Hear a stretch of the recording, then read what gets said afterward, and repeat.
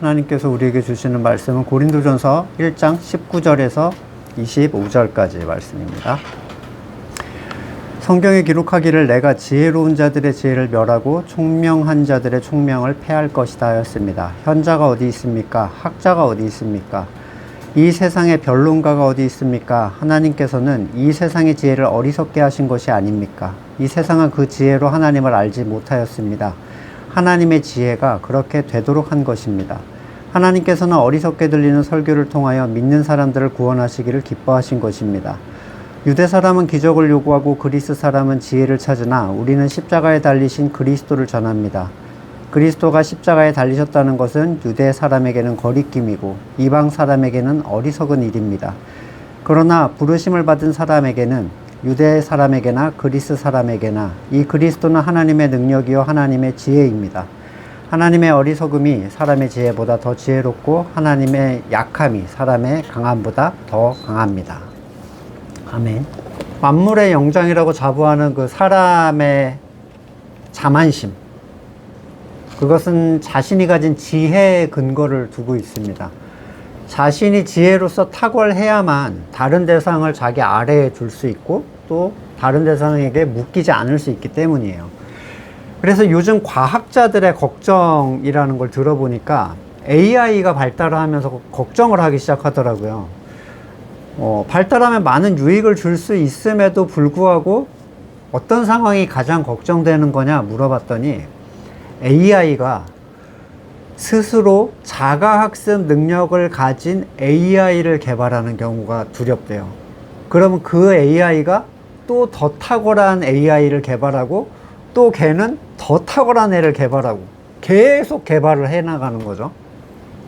그러면 어느 순간에는 사람이 전혀 이해할 수 없는 체계와 소통 방식을 가지고 사람의 통제를 벗어나는 일이 발생할 것이다. 그 두려움이 있는 거예요. 걔가 뭘 할지를 어떻게 알겠어요? 또 그 끝이 어딘지를 어떻게 알겠습니까?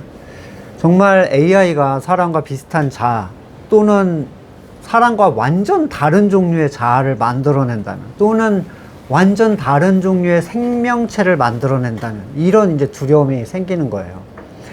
또는 인간이 걸어놓은 제한을 풀어버리거나 자기의 절대적 통제를 위해서 무슨 해를 가할지 알 수가 없는 거죠. 타락한 사람은 자기 지혜와 주권을 추구한다고 얘기를 했는데 스스로 무능하다고 여겼다면 또 내가 선하다는 것이 없다라는 것을 인정한다고 생각한다면 주권을 강력하게 주장할 리가 없습니다. 사나운 짐승, 독충 막 이런 질병이 있는 정글 아시죠? 정글 같은 데서 전문 가이드의 안내나 지침이 없이 난 내가 원하는 대로 살고 내가 원하는 길로 갈 거야 이런 사람은 없을 거예요. 숲 자체에 들어가고 싶지 않을 것 같아요. 그럼 나 원하는 대로 여기서 할 거야. 아마존 정글에서 나 저기까지 갈 거야 혼자. 이런 사람은 그냥 죽겠다는 거랑 다름없는 거죠. 이러한 자기 지혜에 대한 신뢰, 그로 인한 자기 주권, 그러니까 지혜에 대한 신뢰가 있기 때문에 주권을 갖겠다는 거예요.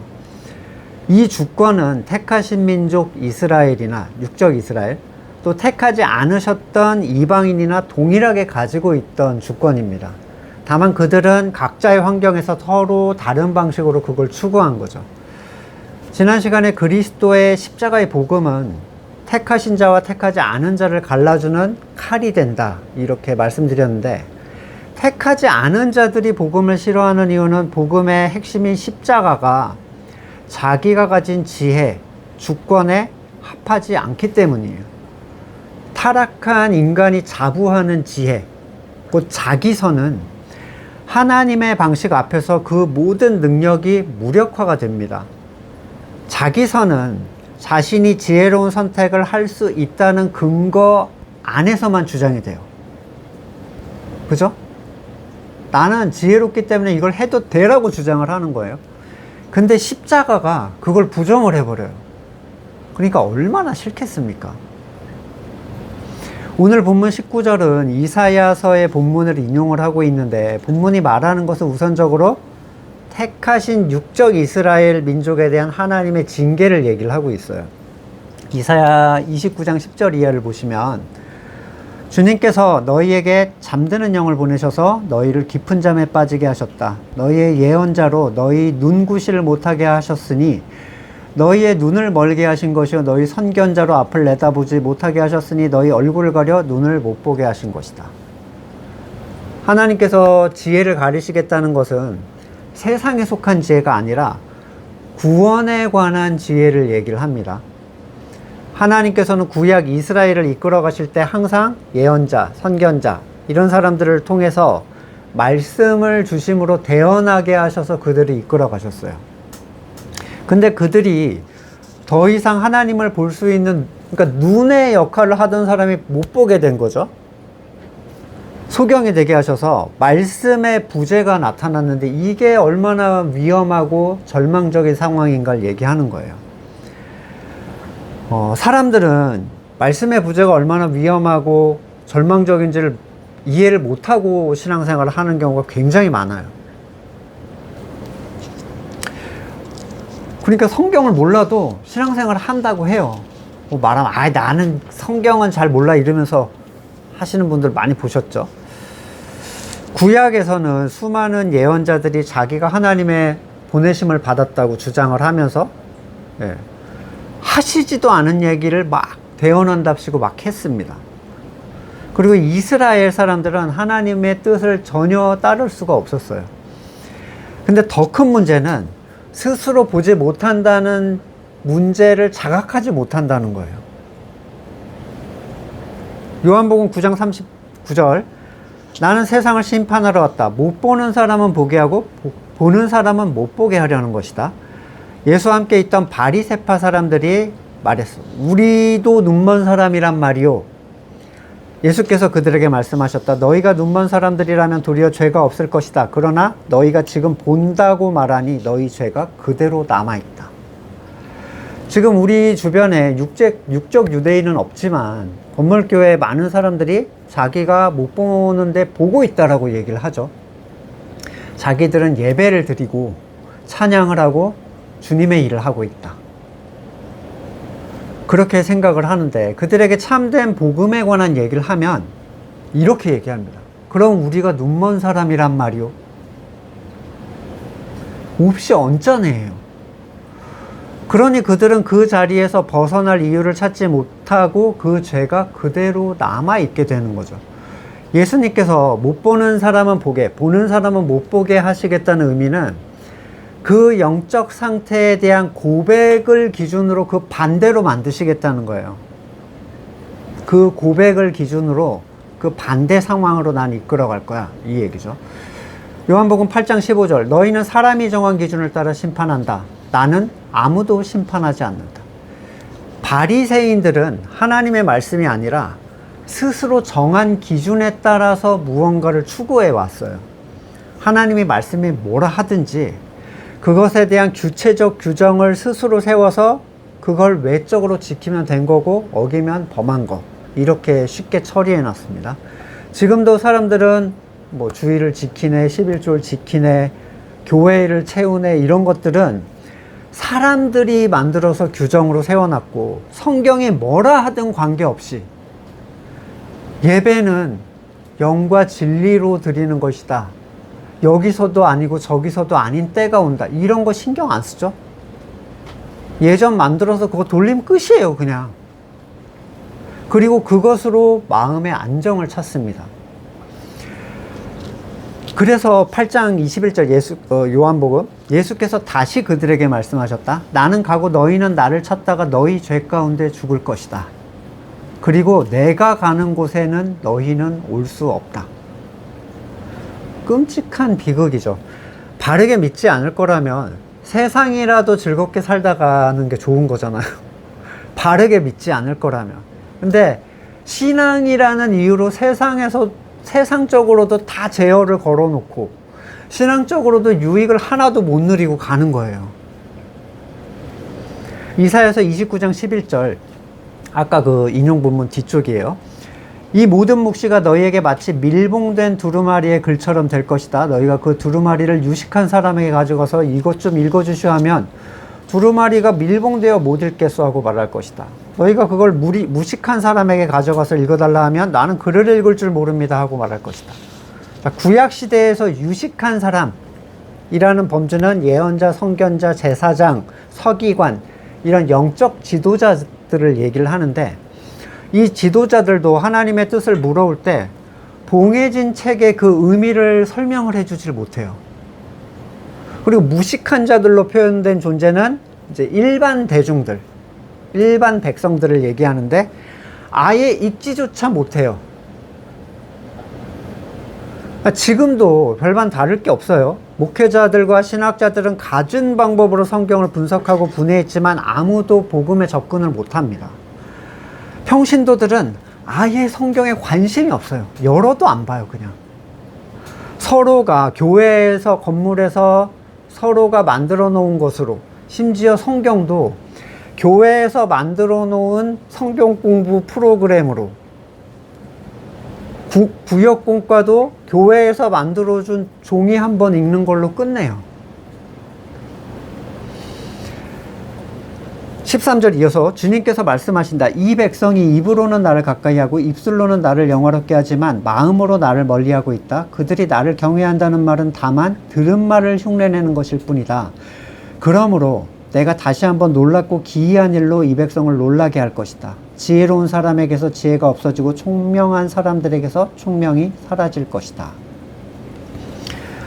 입으로만 하나님께 영광을 돌리거나 중심과 마음이 하나님으로부터 멀어져 있는 존재들은 구원에 대해서 하나님이 아니라 자기를 신뢰를 하고 있습니다. 그리고 그들의 경외라는 것들은 누군가에게로부터 들은 말을 그냥 계속 흉내내고 있는 거예요. 저는 신앙교육, 그러니까 인간적 신앙교육의 맹점이 바로 여기 있다고 생각하는데, 그들이 고백하는 하나님을 사랑한다, 경외한다, 형제를 사랑한다, 하나님을 찬양한다, 이런 말들은 교육받은 말들을 그냥 하는 거예요. 다들 자기 선과 의를 쌓는데 여념이 없잖아요. 그들이 어려서부터 배운 주기도문, 아무리 반복해도 그들에게 어떠한 소망도, 응답도, 만족이나 평안도 주지 못합니다. 그 완전한 기도가 그들에게 아무런 영향을 끼치지 못한다는 거죠. 율법의 행위로 자기를 채우려던 이러한 사람들에게 하나님이 하시는 말씀이 놀랍고 기이한 일로 그들을 놀라게 할 것이다 이러는데, 바로 지혜로운 사람에게서 지혜가 없어지고 총명한 자들에게서 총명이 사라질 것이다. 아예 그들이 하나님을 알고 구원에 대해 가졌던 모든 하나님에 속한 하늘에 대한 그 지혜를 걷어가신다는 거예요. 하나님이 지혜를 걷어가시면 구원의 길이었던 그 길이 죽음의 길로 보이기 시작합니다. 근데 하나님은 이 상황을 그냥 이렇게 끝내지 않으세요. 가려졌던 눈을 열어주실 거라고 나중에 얘기를 해요. 그래서 18절에 그날이 오면 이라는 얘기로 이어가는데, 듣지 못하는 사람이 두루마리의 글을 읽는 소리를 듣고 어둠과 흑암에 쌓인 눈먼 사람이 눈을 떠서 볼 것이다. 선한 사람들이 주 안에서 더없이 기뻐하며 사람들 가운데 가난한 사람들이 이스라엘의 거룩하신 분 안에서 즐거워할 것이다. 이게 이제 다음 본문에 나오는 얘기예요. 이게 예수님의 사역이죠. 자, 마태복음 11장 4절. 그들에게 오실 그분이 맞습니까? 세례 요한이 제자들을 보내서 물어봤을 때, 가서 너희가 본 것, 들은 걸 요한에게 알려라. 눈먼 사람이 보고 다리 저는 사람이 걸으며 나병 환자 깨끗하게 되고 듣지 못한 사람이 들으며 죽은 사람이 살아나고 가난한 사람이 복음을 듣는다. 나에게 걸려 넘어지지 않는 사람은 복이 있다.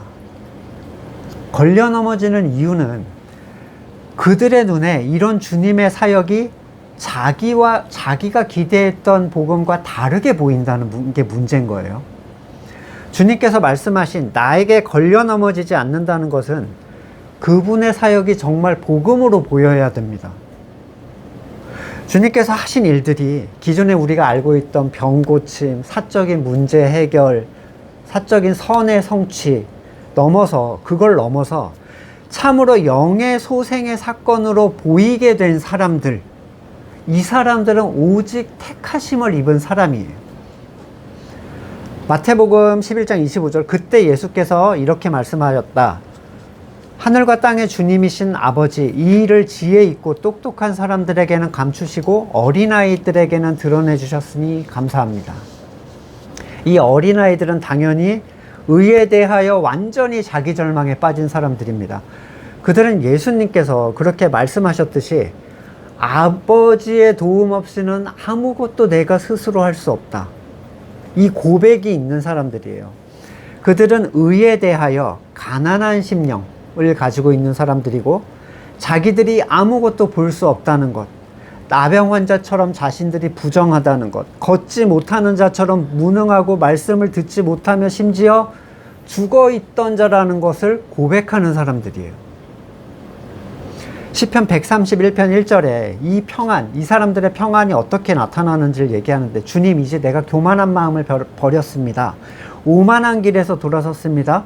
너무 큰 것을 가지려고 나서지 않으며 분에 넘치는 놀라운 일을 이루려고 하지도 않습니다. 오히려 나는, 내 마음은 고요하고 평온합니다. 젖된 아이가 어머니 품에 안겨 있듯이 내 영혼도 젖된 아이와 같습니다. 이 젖된 아이의 안정은 항상 부모와 시선을 맞춘다는 데 있다고 말씀드렸어요. 예, 젖을 뗀 아이들, 걔는 이제 인지가 살아있는 애들이거든요. 이스라엘아, 이제부터 영원히 오직 주님만을 의지해라. 이게 하나님 안에서의 안식이에요. 이 사람들만이 참된 평안을 누립니다. 쉬어야 한다고 하니까 쉬는 게 아니라 자신의 하는 것의 무가치를 알아서 놓게 되는 거예요. 그래야만 참된 쉼이 있죠. 쉼은 의무나 명령으로 수행될 수가 없습니다. 히브리서 4장 9절, 그러니 하나님의 백성에게 안식하는 일이 아직 남아 있습니다. 하나님께서 주실 안식에 들어가는 사람은 하나님이 자기 일을 마치고 쉬신 것과 같이 그 사람도 자기 일을 마치고 쉬는 것입니다. 세상의 지혜를 하나님이 어리석게 하신 것은 하나님을 아는 일에 있어서 그래요. 하나님을 아는 일에 있어서. 사람들은 하나님을 가르치기 위해서 책을 만들고 교재를 만들고 학위를 따고 전문가를 불러서 각종 프로그램들을 만들지만 그런 걸로는 절대로 하나님을 알 수 없어요. 왜냐하면 창조주가 알 수 없게 만들어 놓으셨다는 거예요. 그런 걸로는 알 수 없게. 이건 단순히 과학적 지식이나 논리적 추론으로 아는 법을 막으셨다는 의미가 아닙니다. 하나님을 알 수 있다고 또 가르칠 수 있다고 주장하거나 누군가 구원을 받는데 조금이라도 도움이 될 만하다는 그 교만의 뿌리에서 그는 이미 모든 힘을 잃게 돼 있어요. 사람은 조금이라도 자기의 방법이 들어간 곳에서 구원이라는 게 발생하면 조금이라도 내 방식이 영향을 끼쳤다고 생각하는 순간 전적인 은혜, 온전한 하나님의 주권이라는 성경의 내용 밖으로 벗어나게 됩니다. 약발이 먹혔다. 좋아해요. 갑자기 씩 웃어요. 그게 사람의 교만이죠.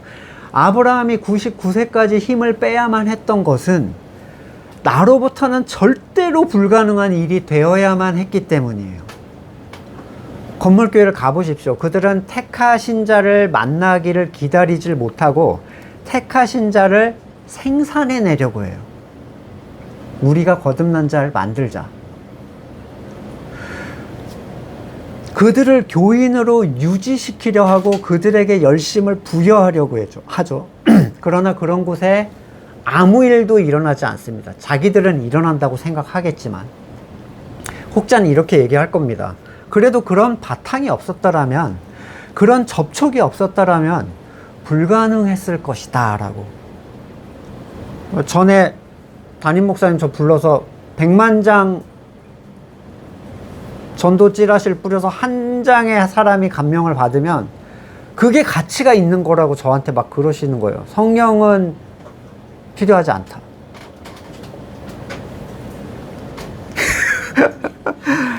얼마나 한심합니까? 혼적 목숨을 되살리지도 못하면서 혼적 능력으로 영적 목숨을 살려보겠다는 거예요. 죽은 사람이나 일단 살려놓고 그런 얘기를 하면 이 사람이 좀 교만할 수도 있겠다라고 생각을 하겠는데, 뭘 할 수 있는데 자기가 머리카락 하나 색깔도 못 바꾸면서 영적인 생명을 살리겠다는 거예요. 자기 삶에 무엇인가 하나님을 인정하는 삶을 사는 게 아니라 건물 세우고 팀 조직하고 재정 퍼부어서 뭔가를 계속 합니다. 그들은 모여서 하늘로 향하는 바벨탑을 계속 쌓아 올려요. 그러나 그들의 언어는 혼잡해서 절대로 하나가 되지를 못하는데, 정말 재밌는 사실은 뭔지 아세요? 그 죽은 자들 사이에 누가 진짜 살아나면 사람들은 그를 싫어한다는 거예요. 그를 거듭난 자로 인정하지 않는다는 거예요. 놀라운 일이 있을 것이다. 그 얘기가 저는 공감이 돼요. 그렇게 살려야 된다, 영혼이 어쩌고 해놨는데 진짜 살아나면 살아난 사람으로 보질 않습니다.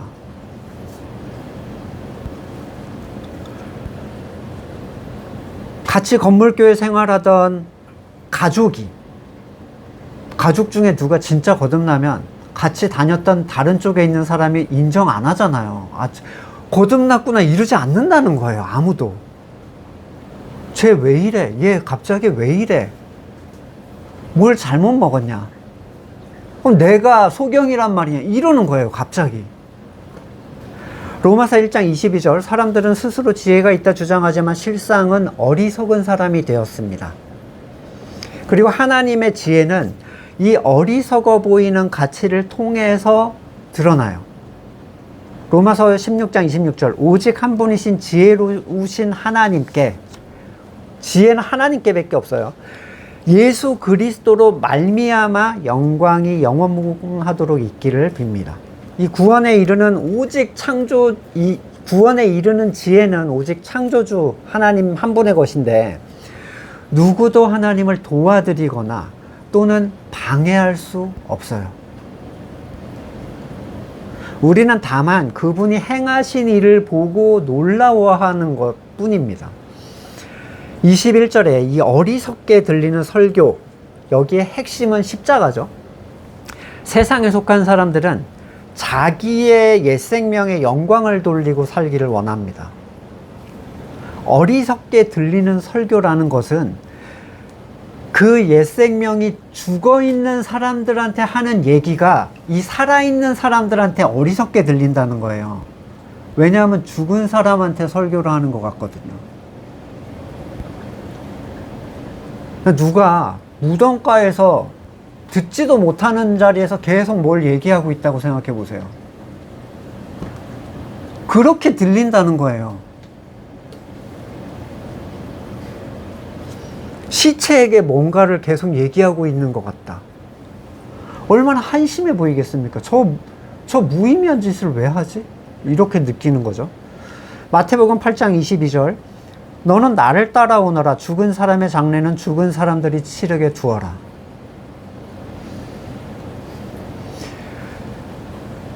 죽여야 한다라고 하는 설교들이 있어요, 건물교회에. 자기 부인을 말하는 설교와 다른 설교입니다, 그거는. 자기 부인은 이미 죽은 사람들의 습성에 관한 얘기예요.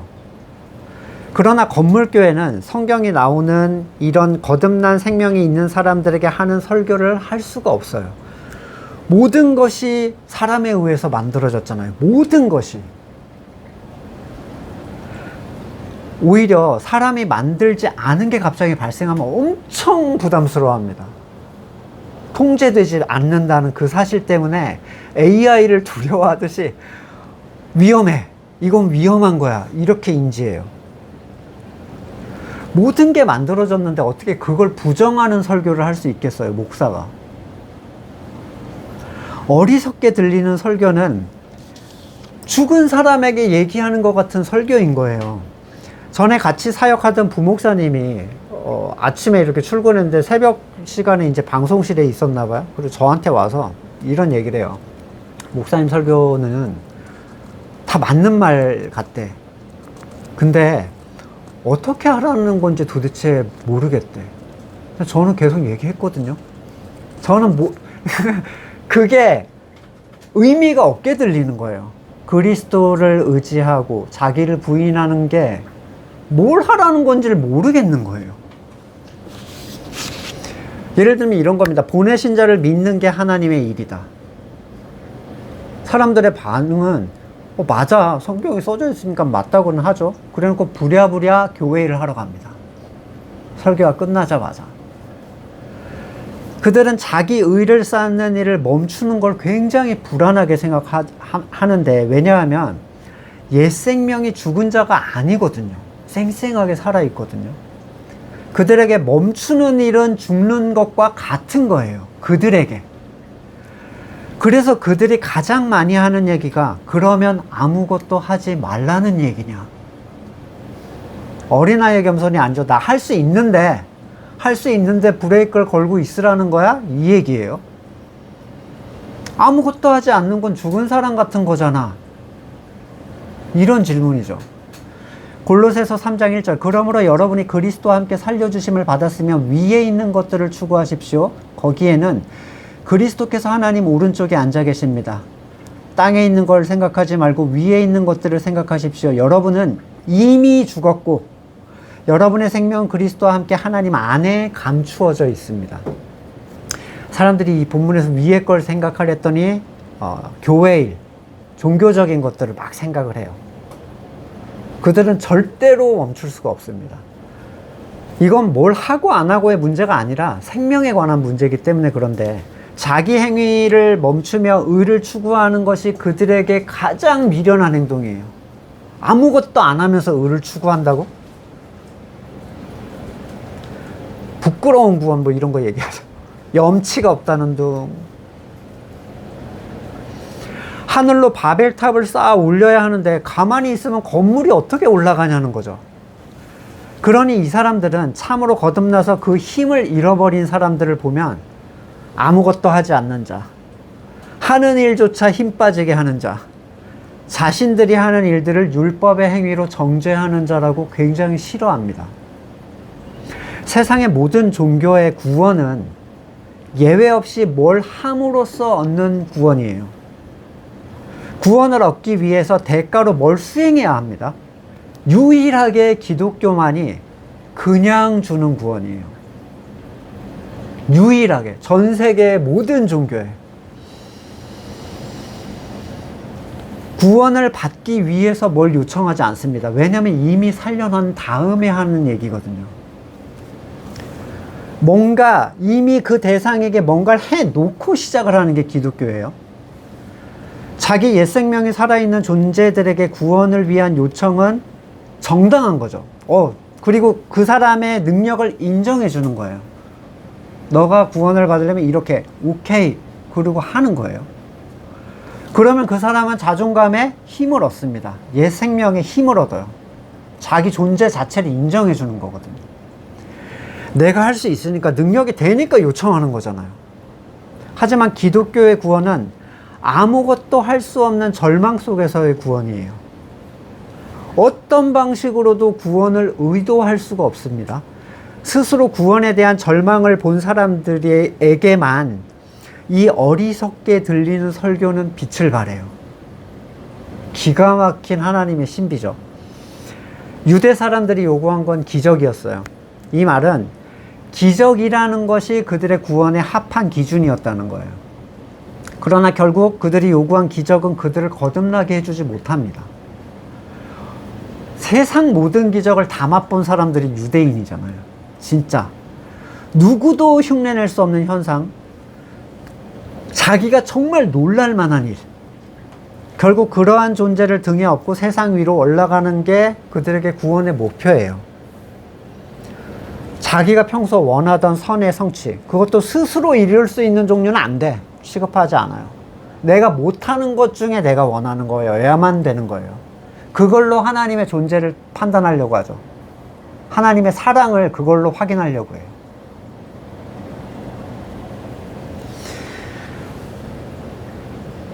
그들은 그리스도의 표적을 전혀 이해하지 못했습니다. 예수님께서 보여주신 오병이어의 사건을 가지고도 주님을 왕으로 삼으려 했는데, 요한복음 6장 25절, 선생님 언제 여기 오셨습니까? 예수께서 그들에게 대답하셨다. 내가 진정으로 너희에게 말한다. 너희가 나를 찾는 것은 표징을 보았기 때문이 아니라 빵을 먹고 배가 불렀기 때문이다. 지금도 건물교회 안에는 유대인들과 동일한 이유로 기적을 찾는 사람들이 가득합니다. 자기 선을 이루어줄 절대자를 찾고 있어요. 그러나 옛 생명이 죽은 사람들에게 할 만한 얘기, 자기 선을 추구하지 않는 사람들에게 하는 설교는 그들에게 전혀 흥미를 주지를 못합니다. 그들이 불러오는 간증하는 사람들을 보세요. 뭘 얘기하는지.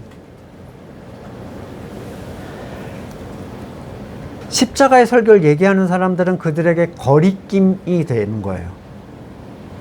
내 선을 아무것도 구하지 못할 거라면 하나님을 왜 믿어? 세상에서의 삶에서 내가 원하는 만족을 누리지 못할 거라면 천국이 무슨 의미가 있어? 내가 원하는 자들을 내가 구원해내지 못할 거라면 그렇게 이기적인 구원이 어디 있냐?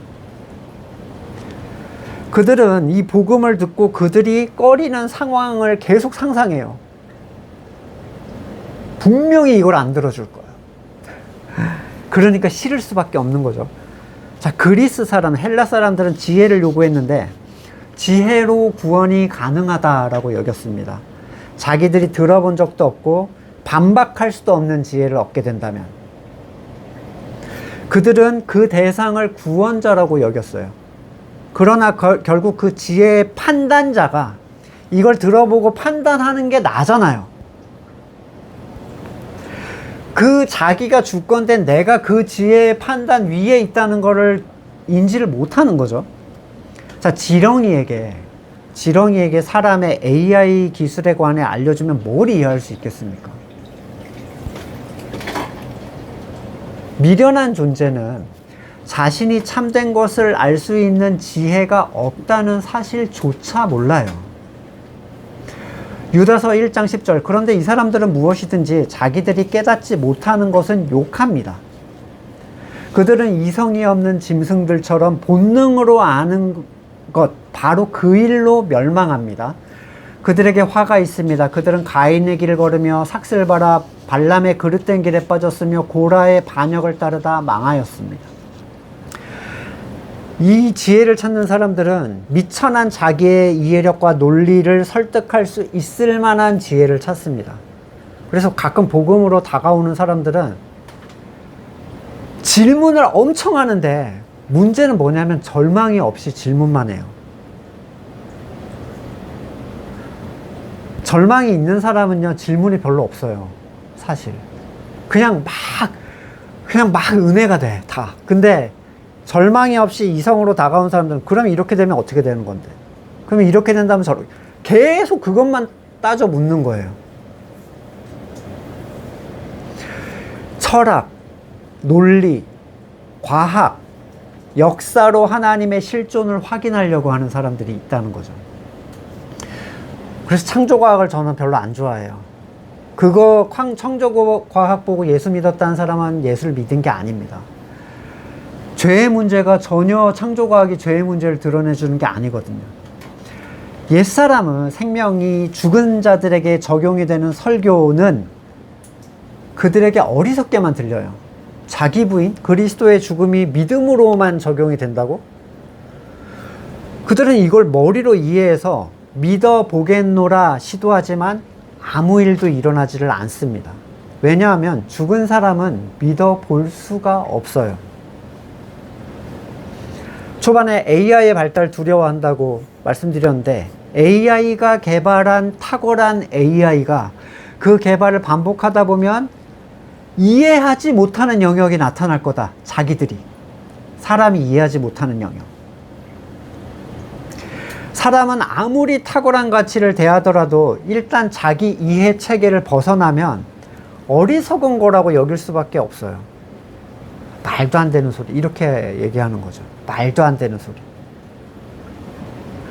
베드로전서 1장 12절 예언자들은 자신들이 섬긴 그 일이 자기들을 위한 게 아니라 여러분을 위한 것임을 계시로 알게 되었습니다. 그 일은 하늘로부터 보내주신 성령을 힘입어 여러분에게 복음을 전한 사람들이 이제부터 여러분에게 선포한 것입니다. 이거를 그 일은 천사들도 보고 싶어 하는 것입니다. 하나님의 구원은 천사들도 그 일이 어떻게 이루어지는지를 보고 싶어 하는 거예요. 천사도 그걸 이해할 수 없어서 바라보고 감탄하는 거라고요. 그게 얼마나 놀라운 것인지 자기의 지혜를 의지하는 사람은 미련한 걸로밖에 볼 수가 없어요.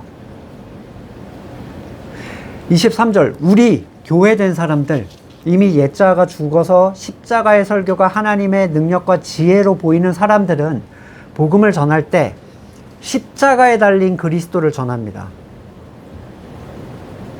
당신이 좋아하든 싫어하든 상관없어요. 그를 설득해 보려고 하는 게 아니에요. 그냥 십자가에 달린 그리스도. 분명한 복음을 통해서 오히려 정말 그가 이걸 지혜롭게 생각하는 존재인지, 아니면 먹고 배부른 까닭에 다가오는 숨겨진 자인지, 아니면 사람의 지혜로 이걸 판단하려는 자인지, 이걸 오히려 알아보고 싶어 해요. 십자가의 복음, 십자가의 지혜는 그걸 드러내줘요. 가공되지 않은 십자가의 복음은 위에 두 부류의 사람들을 정확하게 걸러줍니다. 절대로 통과할 수 없어요. 에덴을 두루도는 불칼 같아. 절대로 들어올 수 없어요. 그리고 그들은 예상대로 절대로 십자가로 다가오지 않습니다. 왜냐하면 자기 생명의 위협을 느끼거든요. 두려움에 빠지게 돼요. 그러나 하나님께서 그 옛 생명을 처리하시고 새 생명을 주신 사람들은 이 그리스도의 십자가가 안에서 보는 십자가예요. 나를 보호해주는 존재가 돼요. 두루도는 불칼이 나를 막아주는 존재로서의 역할을 한다고요. 공격하는 게 아니라. 이것은 하나님의 능력이며 지혜로 여겨지는데, 이것은 거듭난 그가 자기 일을 멈추었을 때만 발생하는 하나님의 일하심이며, 세상에 존재하는 그 어떤 존재도 이 일을 상상할 수 없을 뿐만 아니라 심지어 미련하게 여기는, 피조물이 창조물을 영광되게 하는 유일한 방식입니다. 누가복음 12장 27절 백합꽃이 어떻게 자라는지 생각해봐라. 수고도 아니하고 길쌈도 하지 않는다. 그러나 내가 너희에게 말한다. 자기의 온갖 영화로 차려입은 솔로몬도 이 꽃 하나만큼 차려입지 못했다. 솔로몬 지가 꾸몄잖아요. 지가 입었죠. 이 백합은 하나님이 입혀주신 그 모습 그대로예요. 하나님이 볼 때는 하나님이 입혀주신 게 아름다운 거예요. 뭘 하고 말고의 문제가 아니라는 것을. 백합꽃이 뭘 합니까? 수고도 안 하고 길쌈도 안 하고 그냥 주시는 생명을 따라서 꽃을 피우고 끝이에요. 하나님의 창조 질서 아래 그 창조의 목적을 따라 모든 것을 그분의 손길에 맡기는 존재, 그것이 하나님을 영광되게 하는 거예요. 이것은 오직 부르심을 입은 자들에게만 그렇게 보입니다. 백합꽃이 더 아름답게 보이는 사람들은 거듭난 사람들 뿐이에요. 그래서 주님은 내 양은 내 음성을 듣는다 하셨고, 듣지 않는 자들에게 너희는 내 양이 아닌 고로 듣지 않는다라고 하셨어요. 주님은 이 사람들을 설득할 생각이 없으셨어요. 양이 아니면 예수님도 방법이 없어요. 이 주권은 오직 하나님께만 있고, 거듭난 사람은 그 기대할 수 없는 은혜를 입은 사람들입니다. 마태복음 13장 34절 예수께서 이 모든 것을 비유로 우리에게 말씀하셨다. 비유가 아니고서는 아무것도 그들에게 말씀하지 않으셨다. 이것은 예언자를 시켜서 하신 말씀을 이루려는 것인데, 나는 내 입을 열어 비유로 말할 터인데 창세 이래로 숨겨진 모든 것을 털어놓을 것이다. 그러나 그건 다 비밀이라는 거예요. 이 비밀, 창세 이래로 숨겨진 이 비밀을 다 털어놓으셨는데 신비롭게도 풀어서 해석한다고 이해되거나 받아들여지는 게 아니라 오직 택하심을 받아서 그 눈에 어둠이 거친 사람들, 그 옛 생명이 십자가에서 죽고 새 생명을 받은 존재들에게만 보이는 신비예요. 그래서 그들은 십자가의 가치를 압니다. 십자가가 아니었으면 자기들이 결코 받아들이지도 않았을 뿐만 아니라 핍박을 했을 그 보석이 우리에게 하나님의 능력과 지혜와 보호가 된다는 사실을 그때야 봤기 때문입니다. 에베소서 3장 9절, 만물을 창조하신 하나님 안에서 영원전부터 감추어 있던 비밀의 계획이 무엇인지를 모두에게 밝히게 하셨습니다.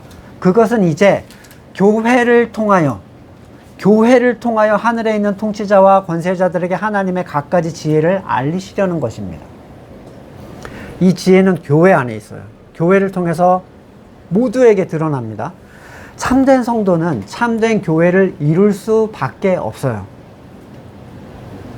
그리고 그 교회됨을 통해서 하나님은 하나님의 영광을 모든 피조물에게 드러내십니다. 결국 천사가 기대를 가지고 바라보는 데는 교회예요. 자기의 모든 기대와 그 모든 흥분, 이거는 그냥 교회를 통해서 어떤 일이 일어나는 걸 바라보는 거라고요. 하나님께 돌리는 영광은 우리가 의도하는 게 아니라 하나님이 의도하시는 거예요. 하나님의 영광을 위해 사람들은 스스로 이것도 하고 저것도 하잖아요. 자기가 만들어낸 거. 솔로몬의 온갖 화려한 입은 것들. 아무런 의미가 없습니다. 하나님 앞에서는. 천사들도 알지 못하는 그 비밀의 가치를 우리가 어떻게 의도를 하겠습니까? 천사가 쟤 진짜 아이디어 좋다. 저 조직력과 프로그램의 효능감이 진짜 대단하구나. 이러겠어요, 천사들이? 웃음 나시죠? 하나님께 돌리는 영광은 하나님께서 그리스도를 머리로 하여 세우신 교회를 통해서 온 세상과 피조세계에 드러나는 거예요. 디모데후서 4장 3절, 때가 이르면 사람들이 건전한 교훈을 받으려 하지 않고 귀를 즐겁게 하는 말을 들으려고 자기네 욕심에 맞추어 스승을 모아들일 것입니다. 그들은 진리를 듣지 않고 꾸민 이야기에 귀를 기울일 것입니다. 자기 귀를 즐겁게 하기 위해서, 그러니까 내 선을 채우기 위해서 스승을 불러들여요. 말씀 사역자를 세운다고요. 제가 들은 어떤 교회는 설교 시간 제한도 있고요. 인용 본문 많이 하지 말라고. 그 얘기 듣고 진짜, 야, 이거는, 그럼 성경으로 왜 해? 그렇게 할 거면. 그렇게 싫어할 거면. 도대체 뭘 위해 교회를 옵니까? 자기를 찌르고 불편하게 하는 말을 거부할 거라면, 어리석게 들리는 설교를 거부할 거라면, 자기는 고칠 게 없는 존재라는 얘기예요. 성도에게 주시는 위로는요, 찢으심 이후에 발생하는 가치예요. 그 위로조차도 말씀을 통해 얻게 되는 위로입니다. 사람이 이런 거는 위로가 아니에요, 여러분. 그런 걸 기대하시면 안 돼요. 목사님이 나를 위로해 주지 않아서 나 삐져서 이런 사람 건물교회 엄청 많아요. 여러분이 상상하는 것보다 훨씬 많습니다. 제가 부교육자 사역을 하거나 목사 가정에 있으면서 들었을 때 그걸로 삐지는 사람 엄청 많아요. 기가 막히죠? 세상적 위로를 받으러 교회에 오는 사람, 과연 그 상처가 하나님이 말씀으로 찢어서 그의 심령을 찢어 죄를 드러내고 자기 주권이 죄임을 드러낸 상처인가요? 아니면 내 뜻대로 세상 일이 되지 않아서 받은 상처인가요? 하나님은 그런 상처에 아무런 관심이 없으세요. 삐져서 나가려면 나가도 돼요. 아무런 관심이 없습니다. 그걸로 위로 줘서 끌어들이는 존재는 다 따로 있죠. 네가 원하는 걸 내가 주겠다. 그 존재 있죠, 따로. 자기 탐욕으로 인한 상처를 왜 하나님이 위로를 해줍니까? 하나님과 인간 차이는요, 무려 창조주와 피조물의 차이입니다. 그러니까 조금 더 해볼게요. 하나님과 사탄의 차이는 상상할 수 없는 차이예요. 그죠? 하물며 하나님과 인간의 차이겠습니까? 스스로 지혜롭게 생각하는 존재의 결말은 이미 정해져 있는 거예요. 십자가를 말하는 설교의 미련한 방식, 여러분은 그 설교를 들을 때 두렵고 힘이 빠지십니까? 아니면 안전함과 하나님의 능력을 느끼고 계신가요? 사람의 무능과 무지를 말하고 주권 없음을 말하고 아버지의 뜻만이 선하다라는 이 말이 여러분에게는 어떻게 다가오고 계십니까? 하나님의 보내신 자를 믿는 것이 하나님의 일이라는 이 말씀이 여러분을 무력하게 하는가 아니면 자유하게 하는가? 말씀을 놓고 우리의 신앙을 한번 돌아볼 수 있기를 원합니다. 같이 잠깐 기도하시고 제가 기도하고 마치겠습니다. 스스로가 가지고 있는 지혜를 신뢰하기 때문에 우리는 주권을 주장하려 합니다. 그러나 오직 하나님 한 분만이 지혜로운 분이심을 성경이 말하고 있습니다. 말씀 앞에서 우리의 어리석음이 깨어지게 하시고 보지 못하는 것들을 보게 하시며 가난한 심령이 참으로 참된 복음의 가치를 누릴 수 있도록 은혜를 베풀어 주시옵소서.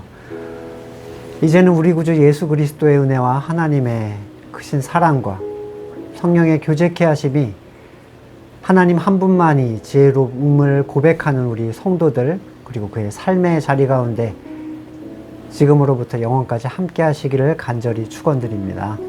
아멘.